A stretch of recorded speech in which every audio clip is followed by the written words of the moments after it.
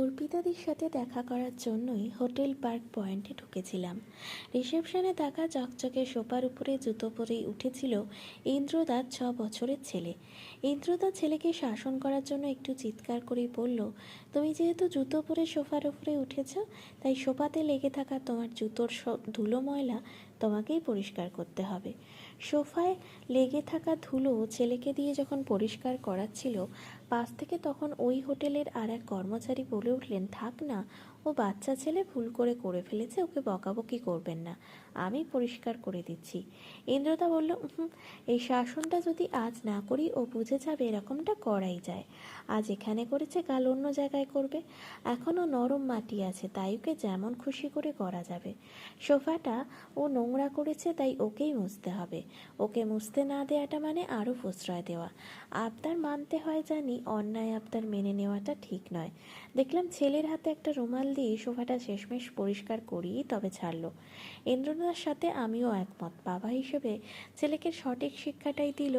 রিসেপশনে যখন এমন ঘটনা ঘটছিল, রিসেপশন থেকে বাইরে বেরিয়ে এলেন অর্পিতাদি।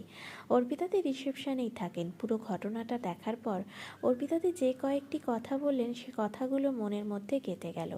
অর্পিতাদি বললেন, ছেলেকে অবশ্যই শাসন করুন, তবে চিৎকার করে নয়। আপনি যদি জোরে কথা বলেন, পরবর্তী দিনে আপনার ছেলে ঠিক ওইভাবেই আপনার সাথে কথা বলবে। আপনি নরম সুরে কথা বললেও কিন্তু নরম সুরেই বলবে। জানেন, বাচ্চারা বড় অনুকরণ প্রিয়, যা দেখবে তাই শিখবে। শাসন করা মানে রুড়ো বিহেভ করে শাসন করা নয়। সেটা বাড়িতেই কি আর বাড়ির বাইরেই কি। যতটা ভয় দেখিয়ে করাতে যাবেন, পরবর্তী দিনে ততটা কাজে দেবে না। ভালোবেসে ওকে বলুন, এমনকি বাচ্চার সামনেই আপনারা দুজন দুজনকেও ভালোবাসুন। যত বেশি দুজন দুজনকে ভালোবাসবেন, ভালোবাসা নামক অনুভূতিটা তত বেশি সঞ্চারিত হবে ওর মধ্যে। অর্পিতাদি কথাটা একদম ঠিক বললেন, কারণ আমিও যে ধারণায় বিশ্বাসী।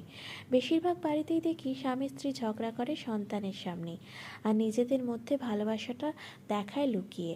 সন্তান তখন বাবা মায়ের ওই ঝগড়াঝাটিটি প্রত্যক্ষ করে বেশি। তার নরম মনে গভীরভাবে রেখাপাত করে যায় এই ঘটনা।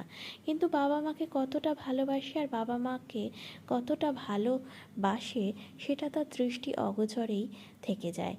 দেখবেন অল্প বয়স থেকেই ছেলে মেয়েদের মধ্যে অবিশ্বাস, সন্দেহ, ঝগড়া, ভালোবাসাহীনতা প্রকট হয়ে উঠছে। একটু কিছু সমস্যা হলেই যা ইচ্ছে তাই বলে যাচ্ছে।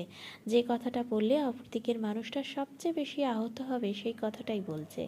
কোনো একটা সম্পর্ক তৈরি করার পর কিছুদিন যেতে না যেতেই সেই সম্পর্ক থেকেও বেরিয়েও আসছে। একটা বিচ্ছিরি অবিশ্বাস তৈরি হয়ে উঠেছে। বিশ্বাসঘাতক তকমা পড়ে যাচ্ছে।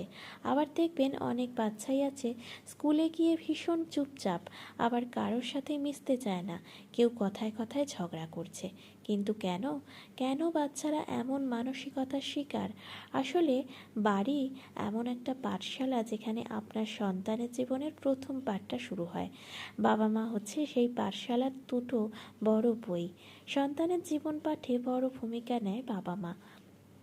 যতটা ভালো ব্যবহার সন্তানের সামনে করবেন, যতটা ভালোবাসা নিজেদের মধ্যে দেখাবেন, সন্তান ততটাই ভালোবাসা রপ্ত করবে। ভালোবাসার পাঠ যেমন সে তার নিজের জীবনে নেবে, আগামী দিনে সে তার নিজের জীবনসঙ্গীকেও ততটাই ভালোবাসাতেই ভরাবে। ভালোবাসার প্রকাশগুলো স্বামী স্ত্রীর উচিত যতটা পারা যায় প্রকাশ্যে দেখানো। সন্তান ভালোবাসার পাঠ শিখবে বাবা মাকে দেখে, সিরিয়াল বা সিনেমা দেখে নয়।